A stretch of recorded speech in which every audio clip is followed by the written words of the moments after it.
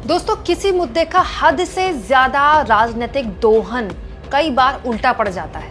अब बीजेपी के साथ वही हो रहा है। दोस्तों, सेना कह रही थी ऑपरेशन सिंदूर जारी है, लेकिन हमारे प्रधानमंत्री देश के अलग अलग राज्यों में घूम घूम कर ऑपरेशन सिंदूर के नाम पर लगातार वोट की राजनीति कर रहे थे। हद तो तब हो गई जब मोदी ने रगों में गर्म सिंदूर से लेकर गोली के बदले गोला तक और रोटी खाओ नहीं तो मेरी गोली तो है ही जैसे बयान देने शुरू कर दिए। दोस्तों, ये बॉलीवुड स्टाइल जो डायलॉग बाजी है, ये एक दिन के लिए आपके लिए हेडलाइन बना सकती है, लेकिन लंबे समय तक जब इससे उपजे सवाल आपके सामने खड़े होंगे तो ये डायलॉग बाजी आपको बचा नहीं पाएगी। दोस्तों, सीडीएस अनिल चौहान का एक बयान अब इस पूरी की पूरी सरकार के लिए मुश्किलों का सबब बन गया है और इस मुद्दे पर चाहे रक्षा एक्सपर्ट्स हों चाहे विपक्ष हो, अब सरकार को छोड़ने वाली नहीं है।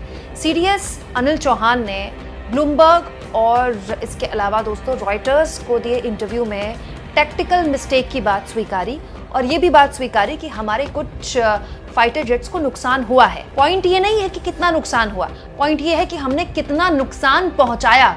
लेकिन क्योंकि ये सरकार इस तरह के सवालों को लेकर अब तक अनकंफर्टेबल थी और जो भी ये सवाल पूछ रहा था उसको एंटी नेशनल घोषित किया जा रहा था, उसके लिए कहा जा रहा था कि ये नैरेटिव खराब कर रहा है।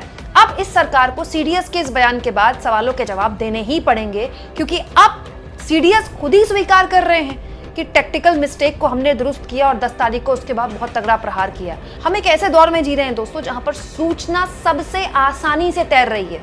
एक क्लिक में आप दुनिया के किस कोने में क्या हो रहा है आपको पता लग सकता है।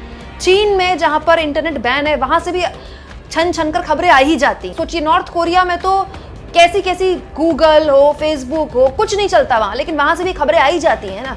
क्यों? क्योंकि आज के दौर में आप पूरी तरह से संचार पर प्रतिबंध नहीं लगा सकते।